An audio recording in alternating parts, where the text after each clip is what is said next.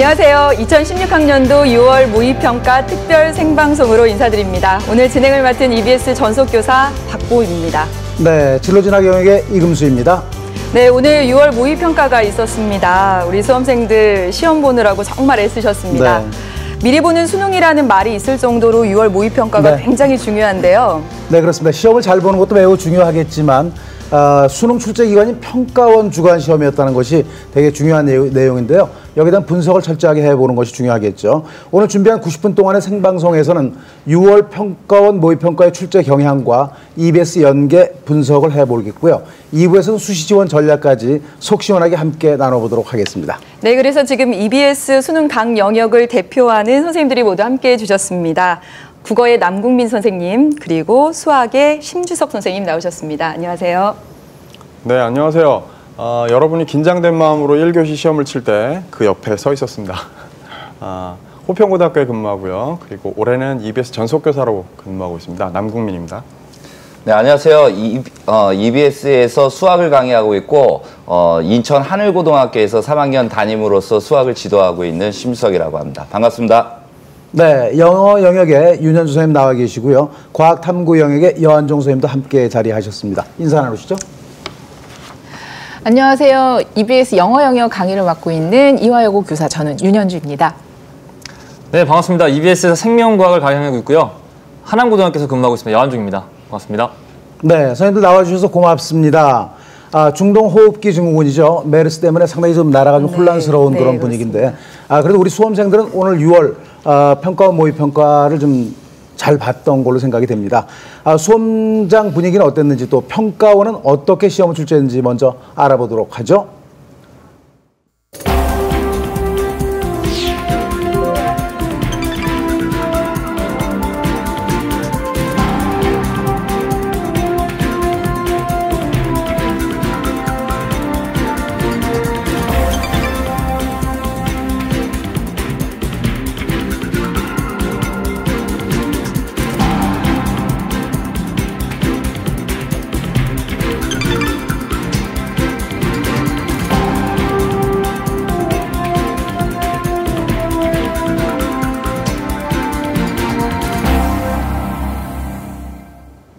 네, 시험장의 분위기는 아주 엄숙 그 자체였죠. 평가원의 그 자료도 보았는데요. 자료를 보신 소감하고 수험생들은 6월 모의평가에 어떤 의미를 둬야 되는지 여한종 선생님께 좀 부탁을 드리죠. 네, 우리 수험생들이 오늘 긴장 가운데 시험을 봤을 텐데요. 일단 교실 분위기는요. 채점하고 난 다음에 바로 이제 집에만 가는 그런 모습이었습니다. 근데 좀 쉬고 난 다음에 반드시 우리가 챙겨봐야 될 게 두 가지 있습니다. 첫 번째로는 이 시험이 이제 모의평가입니다. 수능을 출제하는 평가원이 우리 학생들에게 올해 수능이 어떻게 출제될 것인지 한번 확인시켜주는 그런 중요한 시험이기 때문에 지금까지 공부를 어떻게 해왔으며 또 앞으로 어떻게 공부를 해야 될지 자신의 어떠한 약점이 어디에 있는지를 체크해 볼 수 있는 그러한 시험으로 반드시 활용했으면 좋겠다는 것과 함께요. 그 다음에 이제 실채점 결과가 나오지 않겠습니까? 그러면 정시 합격 예측 서비스를 통해서 본인이 정시에서 어느 정도 갈 것인지를 좀 확인을 해봐야 됩니다. 그런 다음에 본인이 어떤 전형에 수능 최저 등급을 맞출 수 있을 것인지 그런 것들을 확인한 후 담임선생님과 수시 상담을 하시면 훨씬 더 여러분들이 올해 입시에서 좋은 결과가 있을 거라고 믿습니다. 네, 무엇보다 그 고3 학생들이 시험 결과에 대해서 걱정이 클 것 같은데요. 지금 학생들이 가장 궁금해하는 것은 내 점수, 내 등급이 아닐까라는 생각이 듭니다. EBS 사이트에서는 실시간으로 등급 컷과 그리고 학생들의 반응을 살펴볼 수 있다고 하는데요.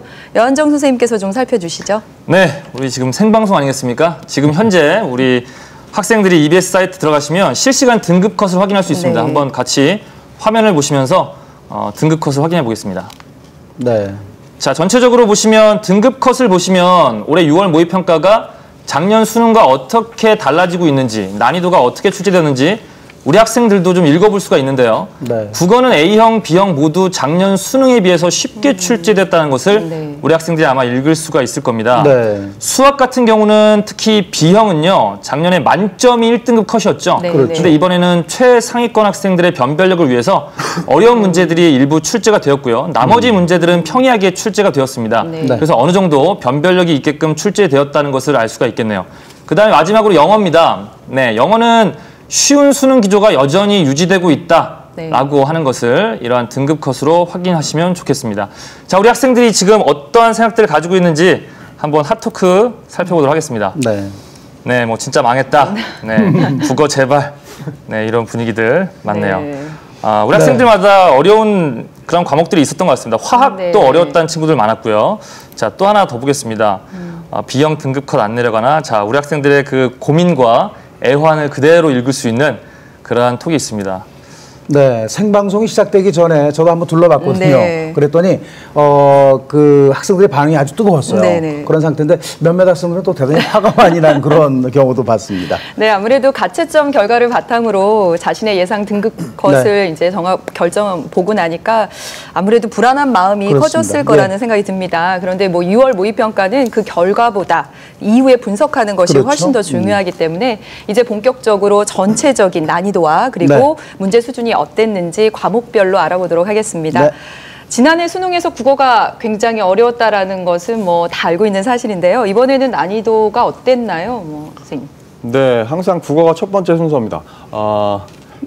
학생들은요, 3월, 4월 학평을 지나왔기 때문에 지난 학평하고 바로 직전에 시험하고 대비를 할 경우가 많아요. 그런데 이번 6월 모평의 경우에는 결국 평가원이 지난 수능 이후에 최초로 출제한 시험이라는 점을 유의해야 됩니다.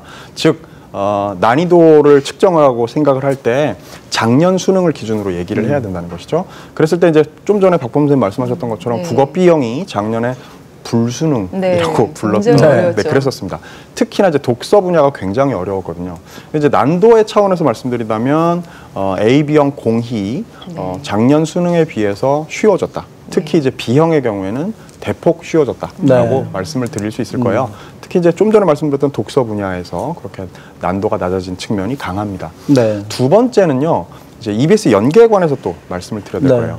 아마 난도가 낮아진 데에도 혁혁한 공이 있었겠습니다만 EBS 연계가 독서와 문학 분야에서 굉장히 뚜렷했다는 점, 그 점이 굉장히 중요합니다. 문학은 뭐 너무나 당연하고요. 독서도 역시 특히 B형의 경우에는요, 뭐 거의 핵심적인 어떤 논지나 지문의 중심 내용들이 그대로 연계된 특성이 있었어요. 세 번째 특징은 이제 지문 구성에 관해서 아주 중요한 변화가 있었습니다. B형의 경우에는요, 독서에서요, 보통 인문, 사회, 과학, 예술 이렇게 네 지문을 출제를 합니다. 그런데 이번에는 인문, 사회, 과학, 다음에 예술이 사라지고 또 사회였어요. 사회가 두 개나 출제가 된 거예요. 박범 선생님 굉장히 반가워하시네요. 그런데 사회가 두 지문이 출제가 되고요. 그 중에 한 지문이 AB형 공통으로 출제가 됐던 거죠. 공통으로도 원래 나오나요? 이렇게? 원래 한 지문이 공통에 할애가 되어 있습니다. 그런데 그게 이제 사회가 B형으로 보자면 두 지문이 나오게 된 셈이죠. 그리고 또 하나 중요한 변화가요.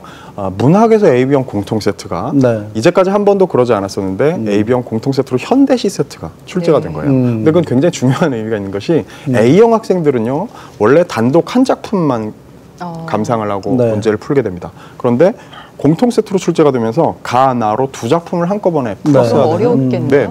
이전에 경험한 적 없었던 세트였죠. 그것이 9월과 11월을 예측하는데 굉장히 중요하게 생각해야 될 변화라고 생각합니다. 신유형이라고 볼 수 있겠군요. 그렇죠. 지문 구성에 있어서는. 지난해 수능보다는 좀 쉬웠던 것 같고요. 또 세트형 문제가 또 출제가 됐다는 말씀을 해주셨고, 또 문제를 지문을 그대로 갖다 쓴 것이 한 7개를 그대로 갖다 썼다는 그런 얘기도 들렸어요. 우리 또 수학 영역은 어떤지 심조 선생님께 부탁을 드리죠. 작년 수학 같은 경우가 A형, B형 상당히 쉬웠다라는 평가를 많이 받고 있죠. B형 같은 경우에는 1등 컷이 100점이었으니까요. 그거에 비한다면 어렵다라는 게 맞습니다. 그런데 오해는 정말 하지 않았으면 좋겠는 게, 제가 이제 말 한마디가 어렵다라고 이야기하면 이제 계속 어려워지나 봐, 뭐 이렇게 오해할 소지도 있는데, 쉬운 수능 기조라는 건 그대로 유지하고 있다라는 게 저희가 아주 주목해야 될 사항이거든요. 오히려 이제 그 대수능하고 비교해 보면 그렇지, 실제 이 그 등급의 분포도를 본다면 2015학년도 6월 달부터 우리가 수능이 쉬워지기 시작했었거든요. 그때와 아주 비슷한 등급 컷 분포를 보이고 있다는 거예요. 그래서 1등급 컷, 2등급 컷도 A형, B형이 상당히 유사하게 떨어지고 있다. 그런데 다만 차이가 있다면 저희가 이제 그 작년 대수능에서도 조금 저희가 서운했던 거, 아쉬웠던 거는 100점이니까 어떻게 실수 한 번에 등급을 못 맞춰서 그런 게 좀 아쉬웠잖아요. 그래서 상위권 변별력을 좀 두려고 노력하지 않았나. 그래서 지금 일반적으로 전부 지금 A형이든 B형이든 등급 컷을 한문항 96점을 얘기하고 있는데 이거는 좀 더 내려갈 여지가 충분히 있으니까 뭐 가채점이잖아요. 어디까지나. 그러니까 지금 현재 어떤 등급 컷으로 뭐 이런 생각 저런 생각 하지 않았으면 좋겠고요. 얼마든지 좀 상위권에서 내려갈 수도 있을 것 같다. 근데 2등급 컷은 비슷할 것 같다. 그 얘기는 상위권 변별력을 좀 제대로 갖춘 게 아니냐라는 판단이 들고요.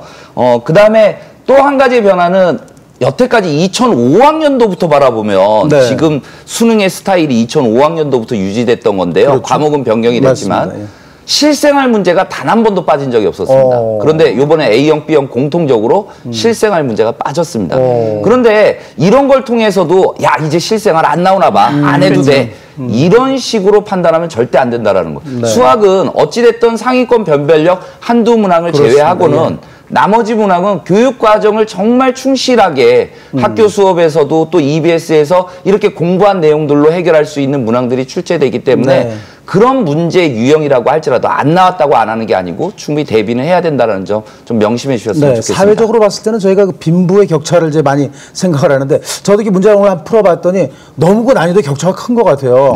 그래서 그런 걸 좀 우리가 좀 이해를 해야 되지 않나. 저는 공부 좀 못하는 학생들이 솔직히 내가 하면 원점수도 이렇게 올릴 수 있구나라는 희망감. 그러니까 어떻게 보면 3월, 4월 전국연합보다 원점수는 상당히 올라가게 돼 있는 상황이거든요. 그래서 학생들이 좀만 더 하면 그래도 열심히 할 수 있다. 또 B형 학생들이 굳이 A형으로 넘어가지 않고 B형에 공부해가지고도 얼마든지 가산점도 챙길 수 있겠구나라는 그런 어떤 좀 목표를 가지고 공부를 꾸준히 해나갔으면 좋겠습니다. 네, 고맙습니다.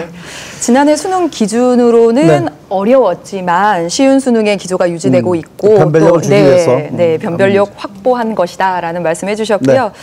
오늘 시험에서 가장 주목해 봐야 될 과목이 영어일 것 같습니다.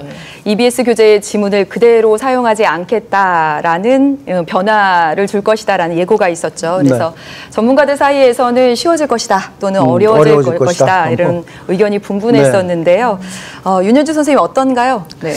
아무래도 이 올 초에 그 이제 약간의 그 연계 정책에 대해서 변화가 있을 거라는 보도 때문에 많은 언론과 또 교육기관에서 영어는 어려워질 것이다라고 얘기했지만 오랫동안 학교 수업도 하고 또 EBS 강의를 하면서 그래도 최근 들어서 강조했었던 쉬운 수능을 유지하겠다. 저는 그 말을 끝까지 믿고 싶었거든요. 확실히 그 약속을 지켜준 것 같아서 저는 오히려 반가웠던 시험이 아닌가 싶은 생각이 듭니다. 일단 그 쉬운 수능 영어의 기조가 지켜지면서 EBS 연계의 힘 보통 70%라고 하는데 이번 시험은 정확해 보면 73%까지 그래서 듣기가 온 경우에는 두 문항 빼고 거의 고교 영어 듣기에서 학생들이 친숙한 어떤 소재, 주제 많이 만났을 거고 독해도 총 28문제 중에서 18문제가 EBS 지문을 바탕으로 해서 출제가 됐어요. 그래서 좀 지문도 짧고 그다음에 단어도 좀 쉬워지는 그런 기조를 계속해서 유지하고 있었는데 문제가 되는 건 뭐냐면 이제 세부 사항과 대의 파악하는 즉 주제라든가 요지 파악하는 거 요거는 너무 학생들이 한글 해석지를 좀 외워서 시험 보는 경향이 있다. 우리 이거 좀 근절할 수 있는 방안을 세워보겠다라고 했는데 솔직히 세부 사항 파악은요. 일치 불일치는 우리 학생들이 잘하는 쉬운 유형입니다. 그래서 그거는 뭐 연계가 되던 안 되던 학생들이 좀 쉽게 잘 풀 수 있는데 주제와 제목에 있어서 과연 어떤 식으로 출제가 될 것인가 오늘 문제 풀어본 친구들은요. 연계가 되던 안 되던 좀 그래도 수월하게 풀어간다는 느낌이 들었을 거예요. 그래서 첫째는 내가 실력이 좀 올랐구나라고 생각할 수도 있을 거고 분명히 읽었지만 비슷한 소재와 주제 내가 읽었던 것 같은데 자, 좀 이따가 제가 구체적으로 지문을 한번 비교를 해드리면 내가 이런 주제를 가지고 이렇게 연습을 했었는데 비슷한 주제와 개념을 갖고 와서 이렇게 문제가 만들어지니 내가 잘 풀 수밖에 없구나. 그래서 우리가 지금 훈련하고 있는 연계 교재의 연계 정책을 바탕으로 지금 하고 있는 학습 그대로 유지해 간다면 저는 수능에서도 선배들처럼 변함없이 좋은 성적 얻을 수 있을 거라는 확신을 갖게 되는 그런 시험이었습니다. 한글 해설판을 가지고 그전에 문제를 풀었던 걸 좀 변화시켰는데 그래도 뭐 커다랗게 난이도가 높지는 않았다. 이런 반응인 것 같습니다. 사회탐구 영역의 경영과 난이도를 알아봐야 되는데 사회탐구 영역 선생님 나오셨나요? 박범 선생님이 계시네요. 박범 선생님께서 사회탐구 전반적인 말씀을 좀 해주시죠. 네, 선생님 재밌었습니다. 네, 사회탐구는 과목이 많다 보니까요. 그 선택자 수가 많은 과목 위주로 말씀을 좀 드리도록 하겠습니다. 네. 제가 담당하고 있는 이 사회문화의 경우에는 학생들이 가장 어려워하는 문제가 네. 빈곤 표분석 문제예요. 근데 역시나 이번에도 학생들이 좀 애를 먹었을 것 같다라는 생각이 드는데 네. 이 유형이 아직 그 유형이 많이 나오지 않아서 기출이 네. 많지 않아서 그랬을 거고요. 사회문화를 비롯하여 대다수의 과목에서 신유형 문제들이 굉장히 많이 출제가 됐습니다. 네. 그런 부분들에서 아마 어려움을 느꼈을 것 같고요. 또 생활과 윤리가 최다 선택자 과목이잖아요. 네. 2016 수능이 굉장히 어려웠습니다. 그래서 그 수능에 비해서는 상대적으로 평이하게 느껴졌을 거고요. 뒷단원에서 상당히 많이 출제된 그런 특징을 가지고 있습니다.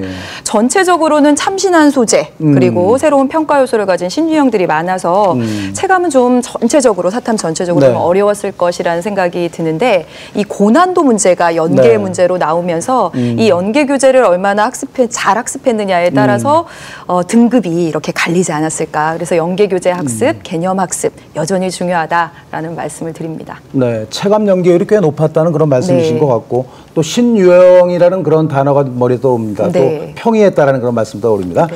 네, 이한정 선생님께서 과학탐구 어떻게 평가하시는지요? 네. 저희 반 아이들이 시험이 마친 다음에 제가 한번 난이도를 물어봤습니다. 항상 선생님들이 말하는 난이도와 네. 학생들이 느끼는 체감 난이도 사이에 뭔가 좀 갭이 그렇죠. 있는 것 같아서 일단 물어봤는데 일단 국영수에 대해서 아이들이 표정이 밝았습니다. 네, 뭐 잘 봤다, 뭐 내지는 괜찮았다라고 했는데 네. 탐구는 아이들이 어떻게 봤냐 물어봤더니 뭐 헬, 극혐 뭐 이런 표현을 쓰더라고요. 어렵다라는 것 같습니다. 네, 그래서 교육부의 국영수 쉬운 수능 기조가 아직 탐구에는 미치지 않는 게 아닌가라는 생각이 듭니다. 여전히 어렵게 출제되고 있고요. 상당히 올해 입시에서도 탐구가 굉장히 중요한 변수로 작용하지 않을까 하는 생각이 드네요. 특별히 좀 과목별로 좀 본다면 네. 제가 볼 때는 또 네. 이제 선생님 입장에서는 전반적으로 작년 수능과 비교했을 때 전체적으로 비슷하다라고 봤는데 네. 학생들은 좀 약간 어렵다라고 네. 느끼는 것 같습니다. 특히 우리 학생들이 많이 선택하는 과목이 화학 원과 생명과학 원인데요. 그 과목들이 좀 더 어렵다라고 느끼는 것 같습니다. 그 이유를 좀 살펴보면요. 우리 최상위권 학생들의 변별력을 가르기 위함인 것 같은데요. 네. 우리 최상위권 학생들, 의치한 뭐 그런 계열에 진학하는 아이들 같은 경우는 보통 화학 원과 네. 생명과학 투 조합이라든지 아니면 화학 원과 생명과학 투 조합 뭐 이런 식의 아이들의 조합을 많이 갖기 때문에 그 아이들의 변별력을 위해서 화학과 생명과학이 앞으로도 계속 좀 어렵게 출제되지 네. 않을까. 또 우리 학생들이 어렵다라고 하면요 이런 것들을 많이 못하는 것 같습니다. 네. 신유형 문제들 있잖아요. 네. 새로운 유형의 문제들 좀 우리 아이들 표현으로 좀 지저분한 문제, 계산이 좀 복잡한 문제 그런 것들이 나왔을 때 네. 어렵다라고 얘기하기 때문에 실제 등급 컷을 보면 그렇게 큰 차이는 없겠지만 우리 아이들의 체감 연계율만큼은 난이도만큼은 네. 상당히 좀 어렵지 않았나라는 생각이 듭니다. 네, 네 헬 이런 단어가 확 떠오르는데요. 네, 사과탐 공통적으로 네. 좀 변별을 하기 위한 그런 고난도 문항들이 많이 출제된 것 네. 같습니다. 사과탐은 과목이 워낙 많기 때문에 오늘 이 시간에 자세한 설명을 드리는 것이 어렵습니다. 그래서 EBS ETV 스타 강사 특강을 통해서 6월 11일 목요일 그리고 12일 금요일 6월 모의평가 사과탐을 분석하는 방송이 준비되어 있습니다. 많은 시청 부탁드리겠습니다. 네, 그러고 보니까 그 지난 수능하고의 그 기조를 막 같이 하는 것 같아요. 네. 국수형이 좀 쉬웠고 탐구에서 변별력을 가져왔다는 그런 말씀으로 들었습니다. 이제 그런 과목별로 해서 EBS 연계는 어떻게 이루어졌는지 좀 상세하게 우리가 살펴봐야 될 시간이죠. 네, 국어 영역 먼저 살펴보도록 하죠. 네, 국어 영역의 연계 굉장히 좀 전에 이금 선생님께서 말씀해 주셨는데요.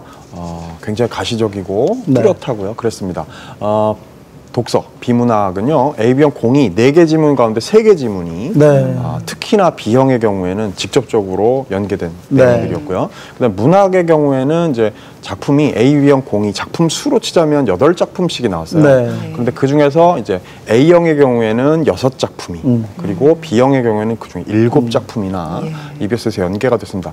보통 이제 먼저 이제 독서부터 먼저 말씀을 드리자면요. 네. 독서에서 이제 4개의 지문 가운데 3개 지문이 연계가 됐다고 했는데 B형을 먼저 잠깐 보여드릴게요. 네. B형에서 예를 들어 사회 지문이 2개 아까 나왔다고 했잖아요.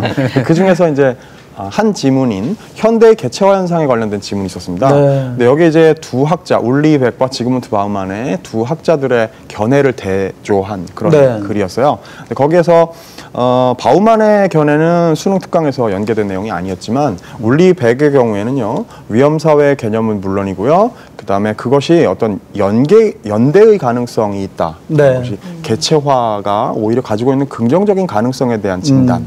내용이 그대로 연계가 됐고요. 그것이 결국 성찰적 근대화 같은 개념으로 이어지는 이런 굉장히 얘기가 굉장히 어려워 보이는데. 네네. 아, 국어가 보통 이렇게 어려운 과목입니다. 근데 저 지문이 연계됐다는 네, 연계됐죠. 보여드리겠습니다. 수능 특강이었는데요. 여기서 위험사회 울리 벡의 내용이 그대로 이 지문의 내용들이었죠. 똑같네요, 네, 그래서 예를 들면 좀 전에 말씀드렸습니다만 여기에 이제 뭐 성찰적 근대화 같은 키워드가 그대로 사용된 것을 알 수 있습니다. 그래서 이제 그 긍정적인 가능성에 대한 얘기가 그대로 연계된 것이고요. 그다음에 또 이제 뭐 A형의 경우에는요, 뭐 과학 지문 하나 예로 들어보죠. 원자 모형에 관한 지문이었는데요. 거기에서 예를 들면 마지막 지문에 등장하는 일본의 유카와 히데키라는 그 학자의 가설에 관한 내용이 여기 들어있고요. 물론 문제에도 반영이 되어 있습니다. 이것이 바로 수능 특강에서 공부했던 유카와 히데키의 어떤 가설, 독특한 발상에 관한 내용이 그대로 연계가 됐죠. 그러니까 이런 내용들은 이제 독서에서 핵심적인, 중심적인 개념들을 제대로 공부해 놓을 경우에 시험지에서 전달하고 있는 정보를 훨씬 더 빠르게 이해할 수 있다라는 아주 큰 장점으로 작용을 하는 것이고요. 그다음에 이제 문학은 좀 전에 말씀드렸습니다만 8작품 가운데 7 혹은 6작품이나 엄청나게 연계가 됐고, 그중에서 당연히 운문 문학은요, 텍스트 자체가 같을 수밖에 없습니다. 그리고 산문 문학은 이제 대목이 겹치는 경우들이 많이 있는데요. 이번 시험에도 거의 대부분 이제 대목들이 겹쳤죠. 특별히 이제 문학의 연계와 관련해서 보여드릴 세트가 있습니다. B형의 31에서 33번의 고전 시가 세트인데요. 요게 지금 그 가와 나를 보면요, 작자 미상의 사설 시조를 가, 나로 한 세트에 묶었습니다. 물론 다에 나오는 민요 역시 연계였고요. 가, 나의 사설 시조 2편 역시 모두 연계였습니다. 그런데 보통은요, 이런 연계를 할 때 가와 나를 각기 다른 세트에서 가지고 와서 연계를 해요.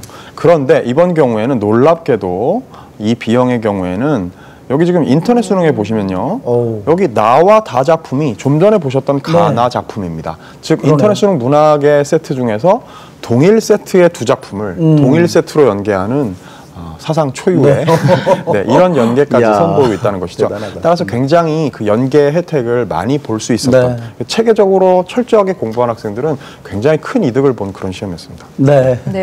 특히나 독해가 어려운 그런 사회나 과학 주제의 지문 연계를 체감을 굉장히 많이 했을 것 같아요. 공부한 학생들의 경우는. 다음은 심주석 선생님, 수학 영역 어떻게 EBS와 연계 출제되었는지 짚어주시죠. 학생들이 일반적으로 얘기할 때 국어나 영어 같은 경우에 그 지문 연계를 하기 때문에 체감을 많이 받지만 수학은 연계가 없는 것 같다, 이런 얘기를 많이 하는데, 근데 한번 이제 문제를 보시면, 제가 일부러 이제 문제와 연계 문제를 갖다가 같은 화면에 한번 담아봤거든요. 한번 문제를 보시면요, 이제 왼쪽 편에 있는 게 출제된 문제고요. 따끈따끈한 문제죠. 오른쪽 게 우리 학생들이 연습했을 문제예요. 근데 상용록의 지표와 가수에서 출제가 됐고, 이게 말하는 지문이 비슷하다면 국어에서 비슷한데요, 보니까. 저희 수학이 이런 문제의 스타일, 묻고자 하는 내용이 상당히 흡사하다라는 거죠. 뭐 FAB는 FA, FB 곱한 거가 우리 교재에서 연습한 거였다면 거기다 2를 더한 거, 이게 이제 출제가 된 거죠. 그러니까 어떻게 보면 저 문제 하나에 단순하게 우리 교재에 있는 문제만을 풀어가지고는 생각이 딱 거기까지인 것 같습니다. 근데 그거 말고 저희 교재에 있는 거는 상용록의 지표와 가수가 수의 변화가 줬을 때 지표와 가수의 변화가 없었던 거라면 변화가 있는 거는 어떻게 카운트할 거냐, 이런 식의 질문이었거든요. 그러니까 문제를 바라보면서도 공부를 내가 어떻게 해야 되겠다, 단순한 텍스트의 문제만 보지 말고 그 안에 있는 개념적인 것도 좀 읽어봐라, 이런 의미를 좀 부여해 드리고 싶고요. 이거를 내가 만약에 출제자의 의미로 봤을 때 어떻게 변화시켜서 출제할 수 있는지 이런 좀 더 엄밀하게 보는 거죠. 그냥 문제 하나만 바라보는 게 아니고 그 문제에 담긴 모든 것들을 한번 카운트해 보는 거죠. 다음 문제 또 하나 보도록 할게요. 이번 문제 같은 경우에는 좀 의미하는 바가 두 문제를 결합을 시켜버린 케이스거든요. 지금 뭐 왼쪽 문제 보시면 29번이에요. 29번이면 네. 상당히 좀 어려운 파트로 가는 거잖아요. 그렇죠. 번호 자체가 그런데 어렵습니다. 그죠? 어떤 연습이 되어 있나 한번 보시면요. fx가 네. 절대값 x제곱 마이너스 2x 그래프에서 y는 a가 만나는 점의 개수를 ga라고 한다. 네. 만나는 점의 개수를 ft라고 한다. 저 그래프를 학생들이 연습을 해본 문제거든요. 그렇죠. 그리고 나서 또 이제 연결된 문제는 그 다음 내용을 보면요. 여기에서는 이제 두 함수가 불연속이지만 연속 함수 2차 함수를 곱해서 연속이 되게 만들려면 어떻게 해야 되냐. 그거를 결합시킨 문제예요. 네. 그러니까 물론 우리가 연속, 불연속 함수를 찾는 연습도 하고요. 또 불연속인 함수에다가 연속인 함수를 곱해서 연속을 만드는 이런 연습도 하듯이 이런 문제들을 연습을 통해서 실전에서도 그대로 접목시켜가지고 네. 사용할 수 있지 않나. 이제 B형으로 한번 넘어가 보도록 하겠습니다. B형 문제를 보시면요. 그림이 어떻게 느껴질지 모르겠습니다. 한번 보시죠. 굉장히 비슷한 것 같은데요. 네, 비슷한 느낌이 네. 드나요? 네. 네. 막 선이 왔다 갔다 하니까 그냥 복잡함밖에 안 느껴지시죠?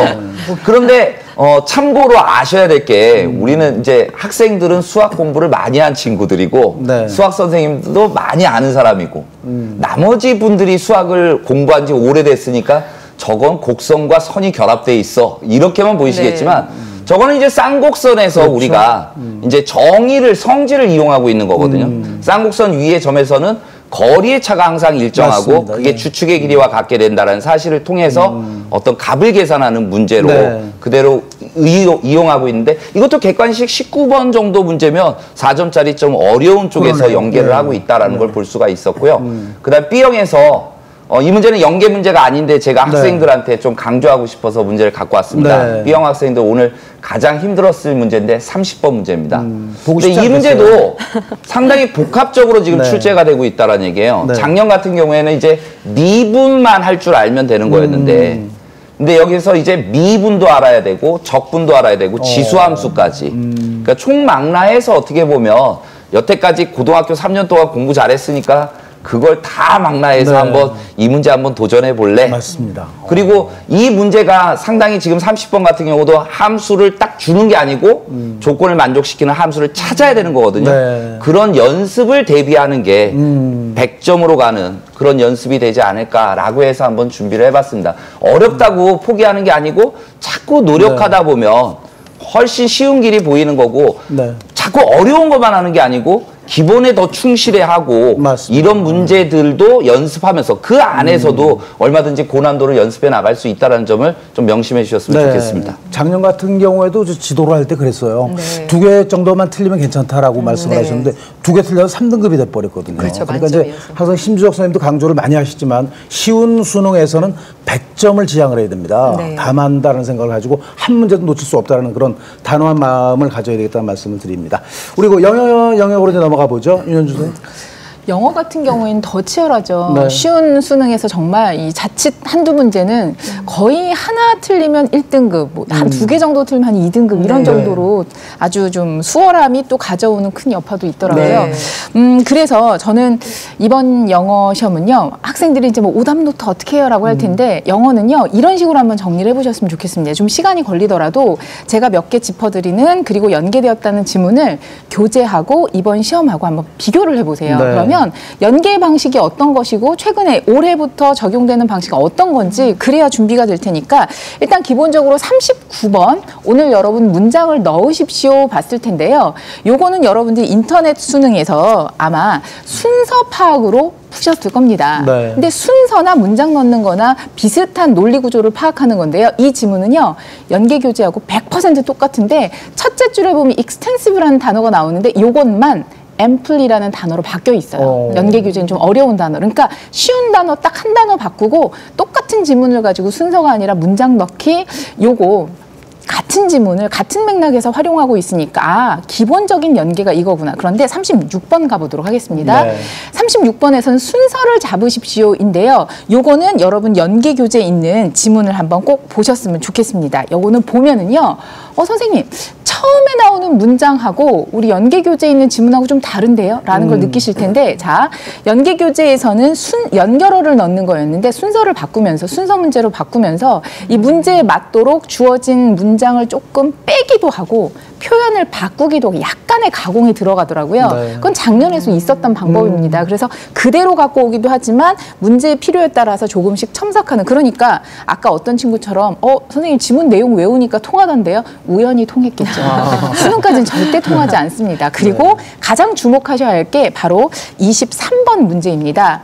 자, 23번에 있어서는 주제가 뭘까요? 라고 해서 여기서는 문화 관광이 주는 어떤 네. 관광의 문화적인 혜택 이거였는데 주제 자체 별로 어렵진 않았는데 수능 특강에 나왔던 지문이랍니다. 이런 지문은 없었던 것 같은데 자, 그럼 한번 보시길 바랍니다. 수능 특강에서는요. 문장을 한번 넣어보십시오라는 문제로 출제가 되었어요. 2번에 네. 있는 거. 지문이 좀 꽤 길고 좀 어려운 내용이었습니다. 여담을 얘기하면 모의고사 직전 날 제가 한 반에 들어가서 이 수업을 했었어요. 네. 설명을 해줘도 선생님 많이 힘든데 아니 문화는 이런 특징이 있단다라고 핵심만 딱 오늘 이 시험에서 지문이 나오니까 그 친구들은 선생님 딱 보니까 답이 보이던데요. 그러니까 지문이 굉장히 많이 달라지긴 했어요. 그러나 문화 관광에 가지는 중요한 특징은 이런 거다라는 큰 주제는 벗어나지 않더라고요. 네. 그래서 올해의 출제 경향이 달라진 자 EBS와 유사한 내용을 가진 지문을 가지고 오겠습니다만 네. 문장의 구조라든가 아니면 어휘라든가 훨씬 좀 쉽게 느껴질 수 있도록 네. 체감 연계율은 유지할 수 있도록 문제 출제하겠습니다의 대표적인 표본이 되지 않을까. 네. 그래서 이 문제 하고요. 그다음에 연계는 되지 않았지만 고난도 문제도 맞춰야 100점까지 가니까 네. 제일 어려운 문제는 한 33번이 되지 않았느냐. 연계되지 않은 빈칸 문제였는데 네. 이것도 약간의 시간만 있으면 논리 추론이 가능했거든요. 그래서 23번, 33번 요것들을 좀 잘 연구를 해두시면 이제 9월, 11월에 대한 학습 방향이 제대로 잡힐 것 같습니다. 네. 네. 지문 그대로 연계하는 방식의 변화를 예고해서 네. 겁을 많이 먹었었는데 연계 체감률은 훨씬 높았던 것 같다라는 네. 생각이 듭니다. 오늘 이 시험을 단서로 해서 2016학년도 수능을 어느 정도 예측해 볼 수 있을 것 같은데요. 이제 수능을 대비한 학습 방향을 잡아야 될 것 같습니다. 국어 영역의 남궁민 선생님, 수능 이제 어떻게 준비해야 될까요? 네, 결과에 연연하지 말아야죠. 그리고 이제 오늘 본 시험을 바탕으로 네. 해서 남아있는 기간 동안을 여러분 철저히 준비를 해야 될 텐데요. 네. 세 가지로 말씀드리려고 네. 합니다. 첫 번째는 이제 무엇을, 두 번째 언제, 세 번째 어떻게. 이렇게. 네. 무엇을 공부할 것이냐에 있어서 많은 학생들이요. 의외로 학생들하고 얘기를 나눠보면 연계라는 것의 힘 물론 압니다만 그것보다 더 중요한 건 기출이죠. 그래서 기출만 네. 계속 붙들고 있는 학생들이 의외로 네. 많습니다. 그런데 지금 무엇을 공부할 것이냐에서 만약에 하나를 딱 붙잡으라고 한다면 연계교재예요. 네. 네. 왜냐하면 연계교재 안에는요. 기출이 담고 있는 반복되는 패턴이라는 것이 모두 담겨 있습니다. 네. 그리고 오늘 아까 설명드렸습니다만 독서나 문학에서 아주 강력한 힘을 발휘했던 연계 혜택을 자기 스스로 포기하는 결과를 초래하지 않으려면 연계교재를 철저히 공부해야 됩니다. 그런데 다만 그 연계교재를 공부할 때 특히 이제 어떤 특정한 한 연계교재를 공부할 때 이제 언제라는 부분하고 결부가 네. 되는 건데요. 수능 전까지 끝내는 게 연계교재다라고 생각하시면 돼요. 그러니까 무슨 얘기냐면 지금 쫓기고 있다. 계속 다음 게 나올 텐데 이러고 있거든요. 허둥대지 말고요. 지금 공부하고 있는 연계교재를 개념을 보완해가면서 보충해가면서 철저하게 공부를 해서 일단 빠르게. 네. 그래서 공부의 어떤 자생력을 갖추라. 그게 제일 중요합니다. 자생력? 그래서 아마 인터넷 수능까지를 수능 특강과 인터넷 수능까지를 한 7, 8월 정도까지 완벽하게 공부를 한다. 네. 개념을 보충하면서. 그러고 나면 마지막에 이제 수능 완성으로 실력을 마무리할 수 있는 그런 네. 시간이 충분히 될 겁니다. 자, 이게 무엇을과 또 언제에 대한 이야기였다면 마지막으로 어떻게에 대한 말씀 드릴게요. 네. 두 가지를 말씀드리려고 합니다. 첫 번째는요. 선택적으로 수강을 좀 하라는 거죠. 네. 혼자서 싸매지 말고 머리 싸매고 혼자 고생하지 말고 선생님들이 어떻게 이 컨텐츠를 이제 소화를 하는가, 네. 지문과 문제를 어떻게 소화를 하는가를 시범을 잘 봐야 됩니다. 근데 다 들을 시간이 아마 전체적으로 국어의 경우 없을 겁니다. 그럴 때는 강의 계획을 보고요. 그 중에서 자기가 특별히 들어야만 하는 지문 세트 혹은 또 코너 혹은 특별히 준비된 강들을 골라서 듣는 네. 태도가 중요하죠. 그다음에 또 하나는요. 이제 매일매일 화법, 장문, 문법, 독서, 문학을 조금씩 공부하겠다는 학생들이 있어요. 네. 근데 그거 별로 좋은 생각이 아닙니다. 더 효율적인 건요. 각 분야별로 집중해서 한 분야씩을 끝내고 다음 단계로 넘어가는 게 좋습니다. 네, 너무 마음만 그렇게 급하게 생각하지 말고 좀 차근차근하게 만약에 한 가지를 본다면 연계 교재를 봐라 이렇게 말씀을 하신 것 같습니다. 자, 우리 수학 영역 학습 전략도 좀 말씀해 주시죠. 학생들은 이 수학에 대해서 좀 오해하고 있는 것 중에 하나가 이제 수학은 연계 교재가 다른 과목에 비해서 좀 적습니다. 그러니까 깔끔하게 수능 특강, 수능 완성. 아직 뭐 수능 완성을 우리 학생들이 지금 받아보진 않았고, 그럼 문과 학생들 같은 경우에 수능 특강 2권이고 이과 학생들 4권을 지금 공부를 했을 텐데, 학생들은 대부분 이제 이거 풀고 났더니 끝났다라고 생각을 하는 거죠. 그러면서 다른 것도 풀고 또 풀고 일반 이상한 문제집들 풀고 이러는데, 저는 오히려 좀 더 꼼꼼하게 이걸 보는 게 어떠냐. 하나를 보더라도 좀 제대로 볼 줄 알았으면 마치 우리 친구들 한번 잘 생각해 보세요. 이 2권 풀었다고 4권 풀었다고 해가지고 문과 학생들, 이과 학생들 점수 많이 올랐습니까? 그런 거 아니잖아요. 그렇죠. 그러니까 학생들은 그냥 급하니까 막 풀어제끼는 것 같아요. 맞았다 틀렸다 틀린 거 해설지 보고 이러네. 그렇게 외운다고 해가지고 우리가 문제 해결력이 생기는 건 절대 아니거든요. 그래서 오히려 틀린 게 왜 틀렸는지 한번 따져보고 어떤 그게 개념이 부족한 건지 아니면 앞에서도 말씀 한번 드렸는데 이런 문제들을 갖다가 자꾸 보다 보면 이런저런 생각을 하게 되잖아요. 아까 지표와 가수도 이번에 가수가 넘지 변화가 없는 거였다면 변화가 있다면 어떻게 해야 되는 거지? 이런 식의 공부도 얼마든지 해나갈 수 있다는 거죠. 또 가까운 곳에 선생님도 계시고 저희 EBS Q&A도 얼마든지 있으니까 맞습니다. 그런 것들을 갖다 활용하면서 공부의 어떤 전략으로 우리가 사용해야 되는 거 아니냐. 실제 제가 학급에서 가르쳐요. 학생들 이 연계교재를 가르치거든요. 학생들 진작 다 풀었었어요. 다시 이렇게 풀어주는데요. 저 솔직히 그렇잖아요. 똑같이 해설지대로 못 풀어주잖아요. 학생들이. 그러니까 좀 독특한 풀이를 보여주려고 하고 좀 빠른 풀이를 보여주려고 해요. 그런데 학생들이 공통적인 게 뭐냐면요. 공부 잘하는 애들 못하는 애들 건 옛날에 풀었던 건데 기억을 못한다는 거예요. 자기가 어떻게 풀었는지를 몰라요. 그러니까 수업 들을 때 다 새로운 거죠. 그러니까 그것만 보더라도 좀 다시 한번 차근차근 좀 정리 좀 해봤으면 그리고 이렇게 연계교재만 풀었다고 해가지고 실전 능력이 향상되는 거 절대 아닙니다. 수학이라는 거는 지금까지 기출 문항들이 이게 내용이 벗어난 문항들이 그렇게 많지가 않거든요. 난이도의 조절 차이는 있지만 그래서 우리 친구들이 연계교재와 이 기출문제를 잘 자기 걸로 좀 완벽하게 만드는데 좀 시간 투자를 많이 해줬으면 좋겠고 이게 다 됐고 정말 지겨워서 할 게 없다 그러면 딴 거 해도 전 말리지 않습니다. 근데 이게 안 된 상태에서 자꾸 양치기 소년, 양치기 소녀가 되지는 않았으면 하는 좀 생각이 듭니다. 연계교재를 제대로 꼼꼼하게 반복해서 봐라라는 말씀을 그냥 몇 번씩 당부해 주셨는데요. 영어는 남은 기간 어떻게 공부해야 될까요, 선생님? 네, 심주서 선생님 이제 양치기 소년, 소녀가 다 있나 본데 저희 학교는 여학교라 정말 양치기 소녀들이 나가는 것 같아요.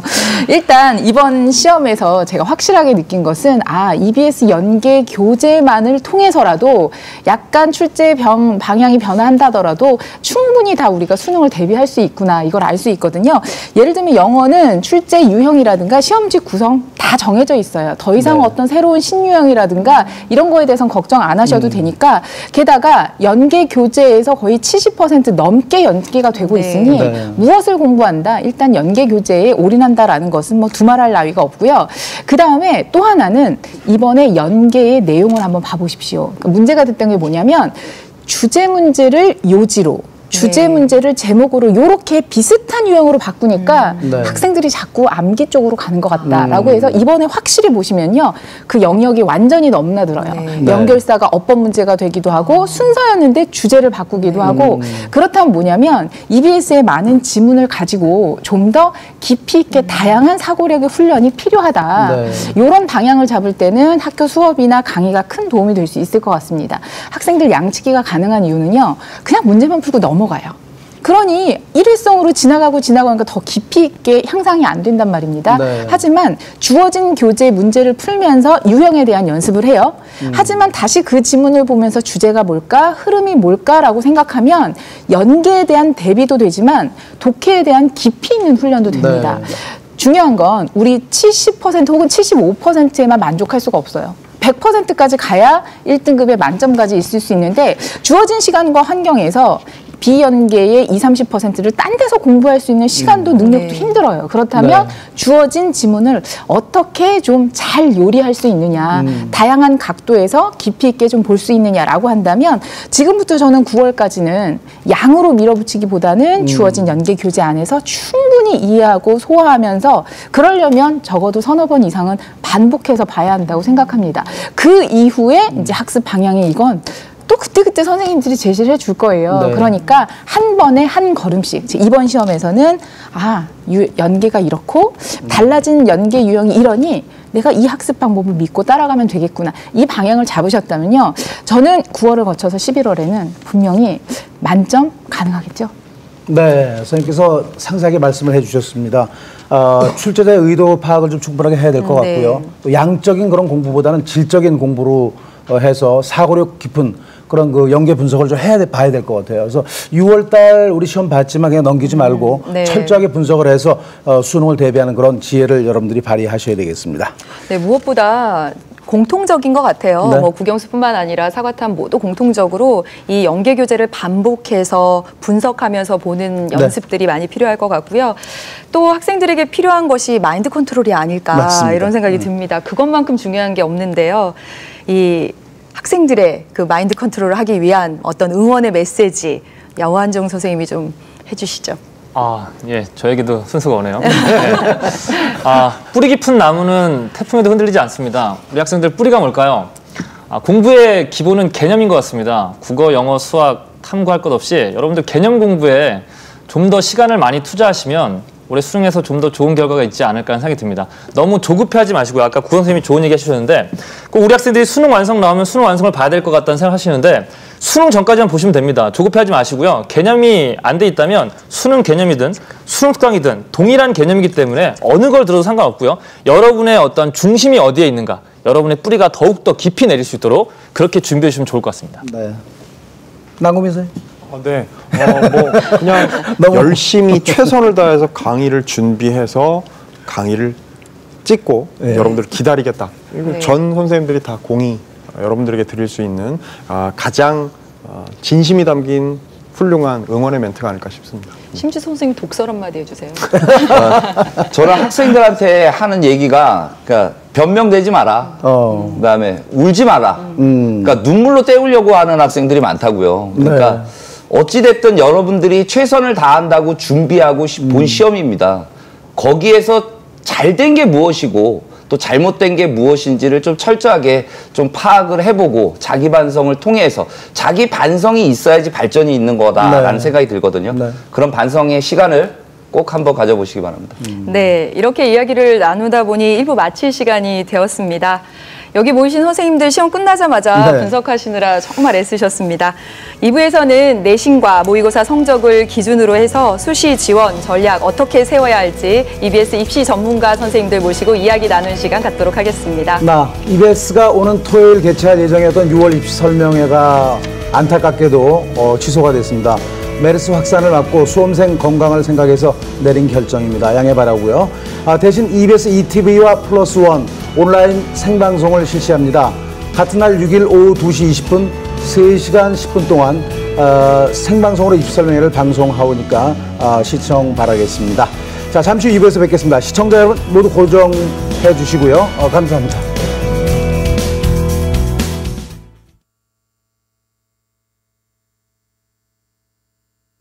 난 꿈이 있었죠. 버려지고 찢겨 남루하여도 내 가슴 깊숙이 보물과 같이 간직했던 꿈 늘 걱정하던 마저 헛된 꿈은 독이라 세상은 끝이 정해진 책처럼 이미 돌이킬 수 없는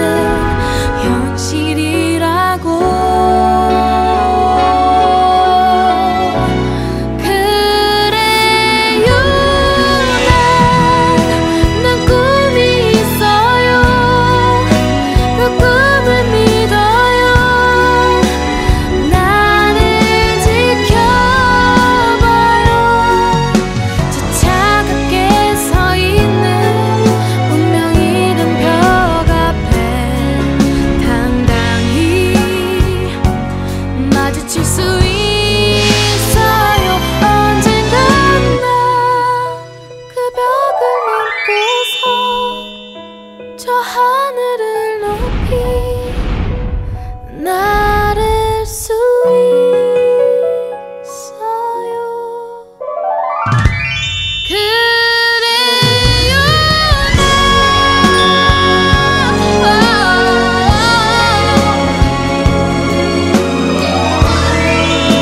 난 꿈이 있어요. 지켜봐요.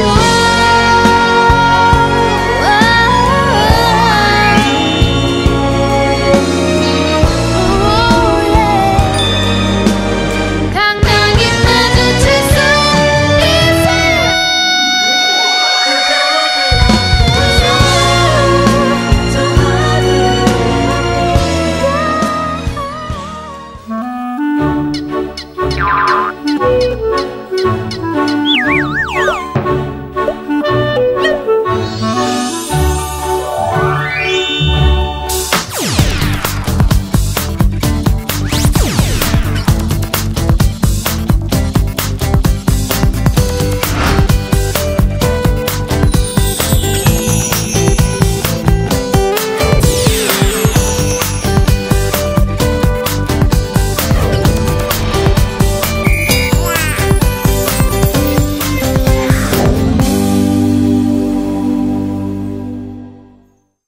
요즘 대학 가는 길 EBS 스타 강사 특강이 화제가 되고 있습니다.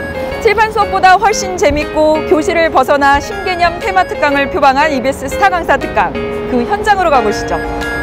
EBS 스타 강사 특강은 EBS 수능 강사를 비롯해 교사, 대학 교수, 연예인 등 사회 여러 부문의 스타들이 출연하고 있는데요. 강사들은 학습과 입시뿐만 아니라 진로 이야기를 그들의 전문성과 경험을 바탕으로 풀어냅니다. 이뿐만 아니라 찾아가는 입시 설명회라는 타이틀에 맞춰 전국 곳곳을 찾아갑니다. 대한민국 대표 강사진이 수능과 학습 전략을 현장에서 직접 전달하여 수험생, 학부모, 교사들의 호응이 높습니다.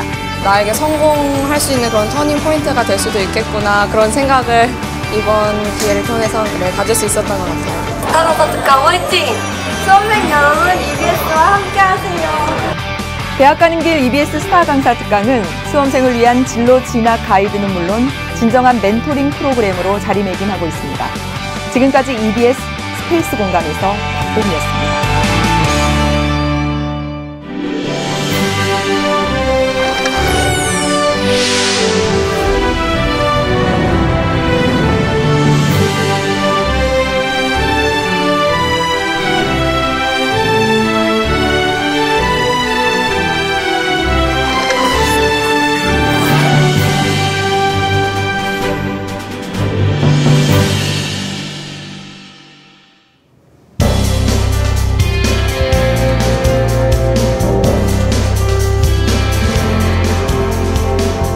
네, 2부의 문이 활짝 열렸습니다.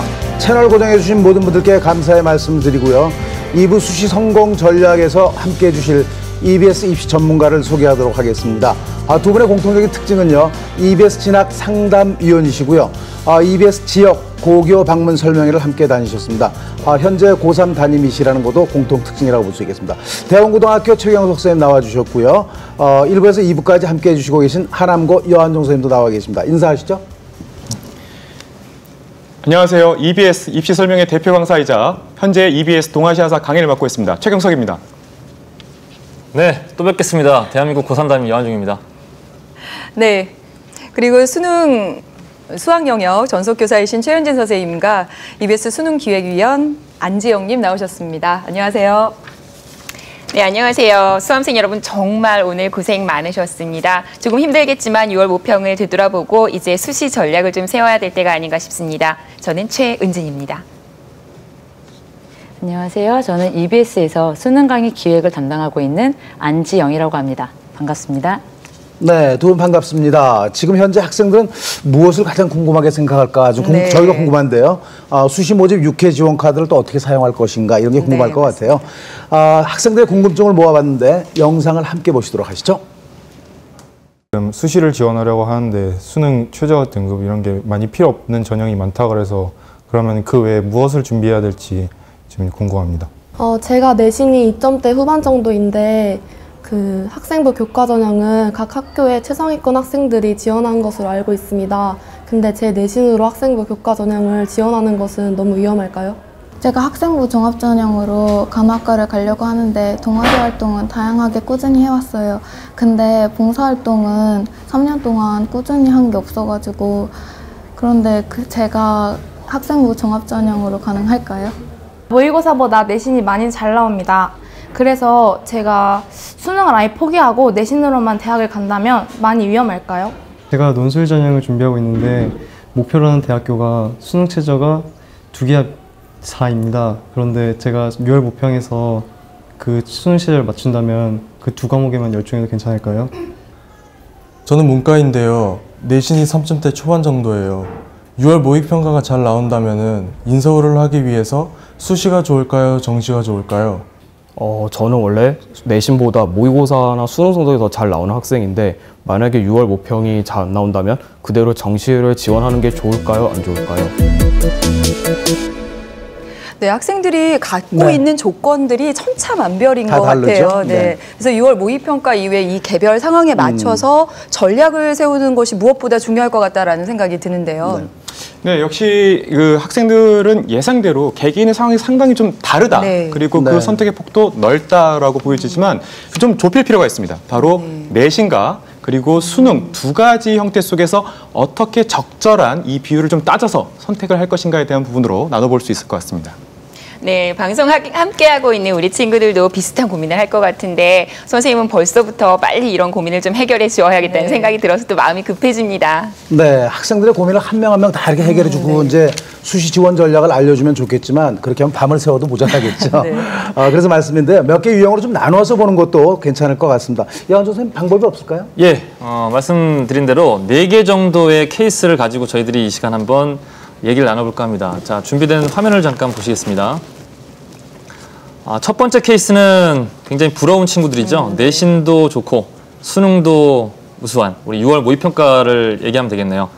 두 번째 케이스는 내신이 상대적으로 수능보다 잘 나오는 그런 학생들의 경우는 어떻게 준비해야 될까에 대한 얘기를 할 거고요.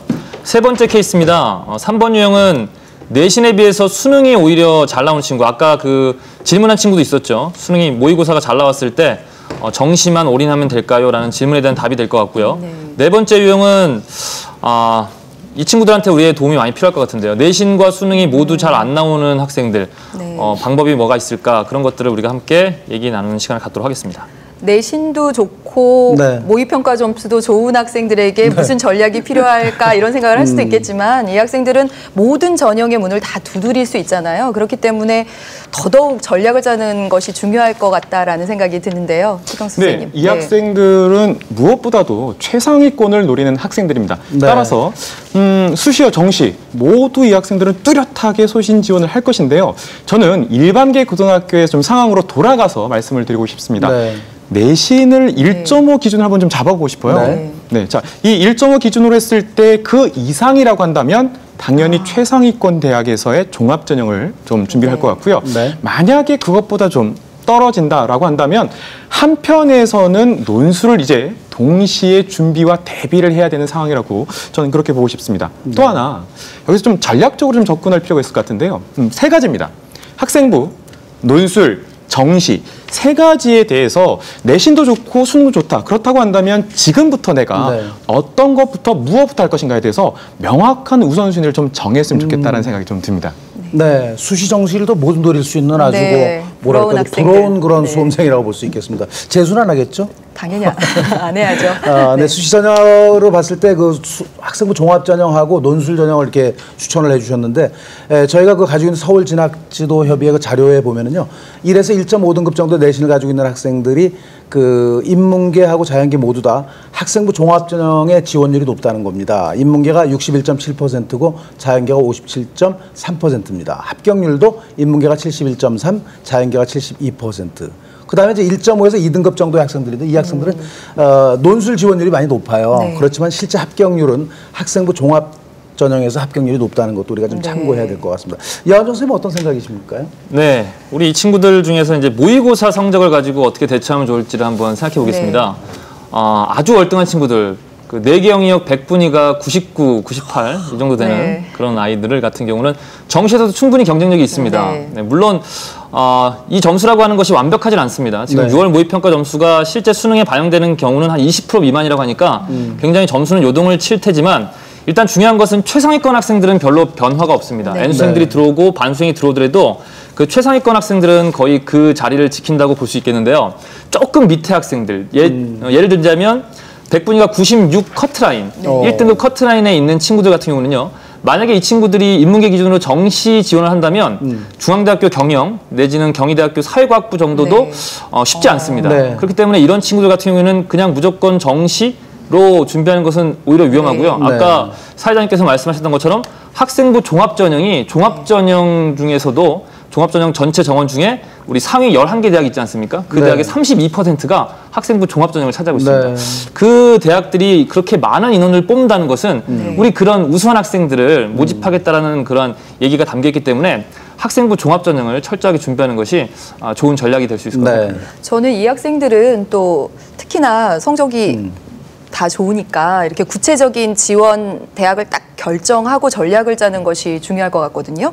네, 맞습니다. 그런데 제가 오늘도 여기 오기 전에 만난 학생이 있는데요. 그 학생도 내신이 굉장히 뛰어나고 이번 6월 모의평가도 잘 봤습니다. 그런데 의외로 이런 학생일수록 목표 대학을 아직까지도 정하지 않은 경우가 있습니다. 그러니까 예를 들어 이제 조금 전에 말씀하셨다시피 그냥 막연하게 수능 평균 100분이 뭐 96 아니면 97 이상으로 그냥 나오면 되겠지라는 생각에 빠져 있다 보니까 오히려 목표 대학에 맞춰서 구체적인 자신이 어떤 전형을 할 것인가에 대해서 정하지 않은 학생들이 많다는 겁니다. 그래서 저는 이런 경우에서는 무엇보다도 최상위권의 대학에서도 그 모집 전형안을 보면 굉장히 세밀하지 않습니까? 네, 그러니까 그런 부분을 생각해서 지금부터라도 자신이 가려는 목표 대학과 그 학과를 뚜렷하게 정해야 되고 그리고 그만큼 그 모집 전형에 대해서는 정말 꿰뚫을 정도로 이제 완전히 알아야 된다 이렇게 말씀드리고 싶습니다. 목표가 없는 그런 학생들이 상당히 많은 것 같아요. 목표를 이제 설정하고 모집 전형을 꿰뚫어라 이렇게 말씀을 해주셨습니다. 최현주 선생님. 네, 저는 이 시기쯤 우리 상위권 학생들이 실천해 볼 만한 전략을 하나 소개해 드릴까 합니다. 제가 고3 담임을 하면서 또 학생들에게 이 시기쯤에 항상 하라고 했던 게 있는데요. 6월 모평까지 시험을 보고 나서 자신의 모의고사 성적을 과목별로 그래프로 한번 나타내봐라. 성적 변화를 추이로 관찰해봐라 라는 얘기를 합니다. 이렇게 해보고 나면 성적의 변동폭이 유난히 큰 과목이 있어요. 그런 과목의 경우는 자신의 실력도 변동폭이 크다는 거고 실력도 불안정하다는 얘기거든요. 그런 경우에 수능에서도 좀 안 좋은 결과를 가져올 수 있기 때문에 지금도 좀 집중적으로 관리를 좀 해줘야 수능에서 고득점이 가능하다는 거고요. 또 반대로 안정적인 점수를 보이는 과목의 경우는요. 나중에 이런 과목들로 전략 과목으로 삼아서 수능 최저 등급을 맞출 수 있도록 수시를 지원하면 또 효과적으로 합격을 할 수 있을 것 같습니다. 네, 정말 세밀하십니다. 전체 모의고사 성적의 그래프를 그려가면서 준비를 하라고 말씀하셨는데 정말 꿀팁인 것 같습니다. 네, 2010년도죠. 2011학년도 수능에서 그 EBS 연계율이 이제 시작됐습니다. 공부할 양이 이제 정해져 있죠. 그러다 보니까 대학 수학능력 시험 준비도 충분한 노력을 한다면 좋은 성적을 기대할 수 있겠죠? 네, 저는 결국에는 이 성적의 추이를 계속해서 이렇게 끌어올려야 된다라고 좀 말씀드리고 싶고요. 지금 6월 모의평가에서 일부에서 지금 분석이 잘 나왔다시피 작년 수능과 함께 우리가 좀 돌아볼 필요가 있겠다. 자, 처음에 작년 같은 경우에 쉬운 수능에 대해서 상당히 언론에서 비판적으로 나왔습니다.만 결과적으로 봤을 때 의외로 이것이 일반계 고등학교 학생들한테 의외로 굉장히 좋은 조건이었다라고 저는 보였습니다. 따라서 정말 이 내신도 좋고 수능도 좋은 최상위권을 노린다는 학생들 입장에서는 정말 만점을 향해서 갈 수 있다라는 그 부분을 좀 알았으면 좋겠고요.